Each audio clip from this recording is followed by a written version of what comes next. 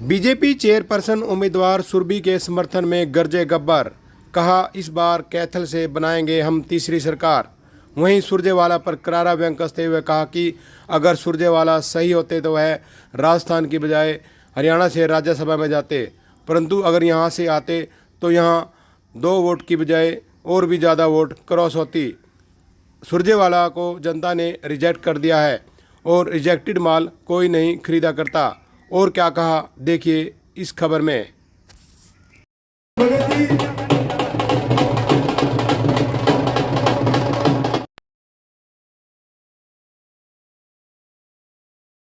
भाई भी हैं, वो भी हमारे बीच में आ गए हैं, उनका धन्यवाद। टकराल साहब मंडी की जो एक बड़ी माला से ये स्वागत करेंगे। और जब हम बहुत कम समय के लिए रखा है और भी कहीं जाना है, सब्जी मंडी एसोसिएशन के लोग प्रधान जी ये चाहते हैं कि ये फोटो हर दुकान पे लगी हो। कहते हैं जिन्हें हरियाणा की धड़कन हमारे स्वास्थ्य गृह मंत्री श्री अनिल विज जी का, हमारे अशोक गुर्जर जी का, माननीय कैलाश जी का अभिनंदन करती हूँ। माननीय सम्मान और जितने भी वरिष्ठ नेता है कार्यकर्ता मंच पर बैठे हैं सभी का अभिनंदन करती हूँ। मान में सम्मान के योग्य मेरे बुजुर्ग बैठे हैं, पिता सम्मान मेरे बुजुर्ग बैठे हैं, जो मेरी माताएं बैठी हैं, मेरे नौजवान साथियों, आप सबको प्रणाम करती हूँ और आप सबसे अपील करने आई हूँ कि अपनी बहन समझकर, अपनी बेटी समझकर मुझे आने वाली 19 जून को भारी मतों से विजय दिलाइएगा। मैं जब 3 जून को मेरे नाम की घोषणा हुई तो मैं बहुत ही उत्साहित हुई कि मैं एक ऐसे संगठन से जुड़ी हुई हूँ जहाँ इतने प्रेरणादायक लोग रहते हैं, चाहे वो मोदी जी हो, चाहे मनोहर लाल जी हो, अनिल विज जी हो, जिनकी ईमानदारी की मिसालें दी जाती हैं, जो देश के लिए अपना सर्व न्यौछावर करने को तैयार रहते हैं। और मेरा ये उत्साह प्रोत्साहन में बदल गया जब मैं कैथल में निकली, जब मैं अपने शहर में निकली और लोगों ने इतना प्यार दिया, इतना स्नेह, इतना आशीर्वाद दिया कि मुझे अपना ऋणी बना लिया। और मैं भगवान से प्रार्थना करने लगी कि मुझे इस शहर को, अपने आप को ऋण से मुक्त करना है, चाहे मुझे 2-3 जन्म ही क्यों ना लेना पड़े, पर मुझे इस शहर के तरक्की के लिए, यहाँ के लिए सब कुछ करना है। मैं आप लोगों से वादा करती हूँ, जैसे मेरे पिता समान ससुर और आप सबके भाई श्री सुरेश गर्ग जी नौच आप सबके साथ हमेशा खड़े रहे। कैथल पे जब भी कोई विपत्ति आई तो उन्होंने अपना सर्व त्याग कर आपका साथ दिया, आप लोगों के साथ कंधे से कंधा मिलाकर खड़े रहे। उसी तरह मैं भी आप लोगों की सेवा के लिए हमेशा आगे रहूंगी। कैथल पर कोई विपत्ति आएगी तो विश्वास दिलाती हूँ आपसे आगे मैं खड़ी मिलूंगी। और कुछ मैंने देखा है, कुछ लोग समाज और जाति को, जो समाज और चुनाव को जाति के आधार पर बांटने की कोशिश करते हैं, लेकिन मैं बहुत बहुत धन्यवाद करना चाहूंगी माननीय कैलाश जी का कि उन्होंने कल की सभा बुलाकर ये बात भी खत्म कर दी और उन्होंने 36 बिरादरी को एक कर दिया। मैं धन्यवाद करती हूँ। और जैसे कि आप सबको पता है, मेरे अंदर राजनीतिक खून है।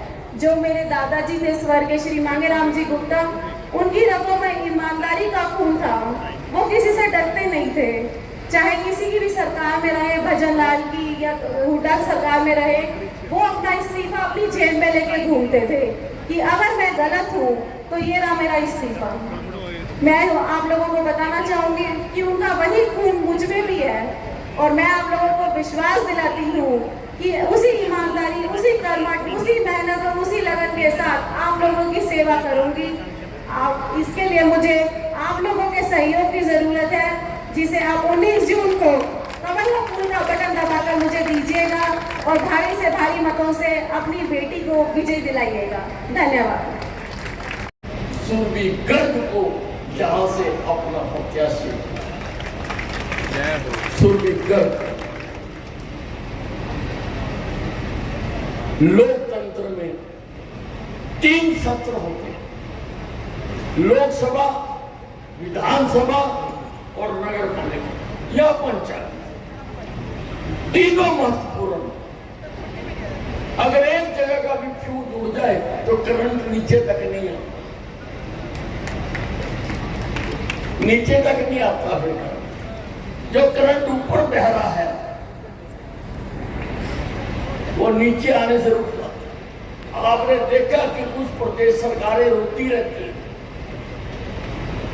क्योंकि उनका फ्यूज उड़ा हुआ,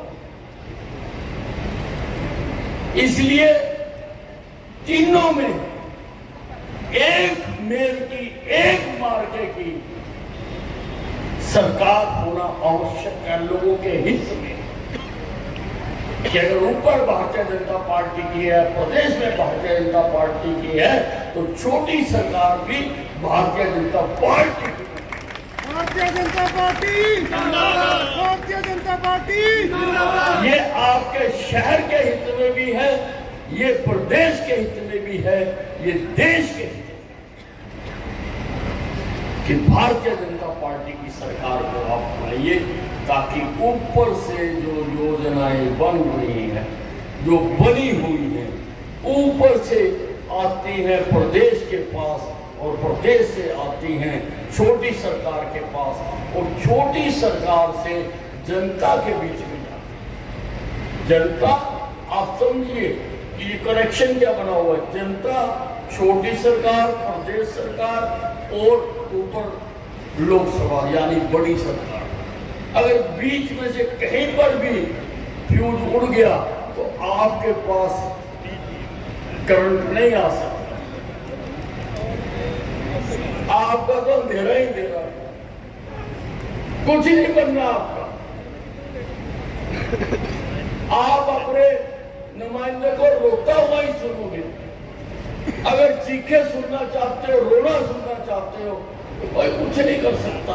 अगर विकास चाहते हो, कैथल को आगे बढ़ते हुए देखना चाहते हो, तो अपनी एक एक वोट, न केवल अपने जानकारों की, अपने आसपास वालों की, अपने पड़ोसियों की, अपने गली मोहल्लों वालों की, अपने शहर कारोबार वालों की, सबकी वोटें सुरभि कर दो।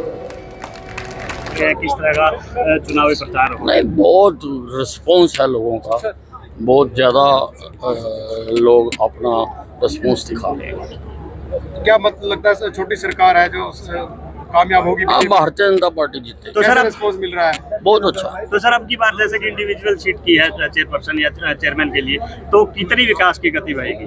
नहीं, विकास पूरी तरह से होगा।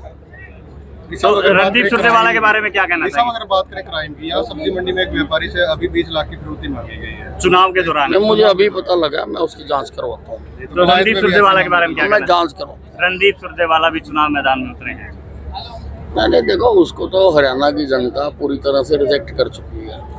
वो जींद में लड़ने गए थे, जींद में उनको जनता ने हरा दिया, और अब अगर उनकी काबिलियत होती तो उनकी पार्टी हरियाणा से राज्यसभा में भेजती माकन को लाने की बजाय।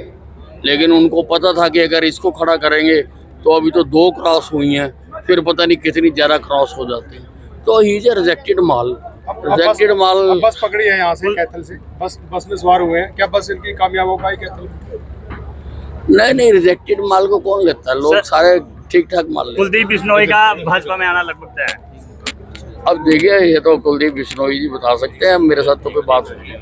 जयप्रकाश जी ने बोला है कि भाजपा जितने भी भगोड़े हैं उनको इकट्ठा कर रही है। अब कौन क्या बोलता है, अब उसका हमने क्या लेना देना।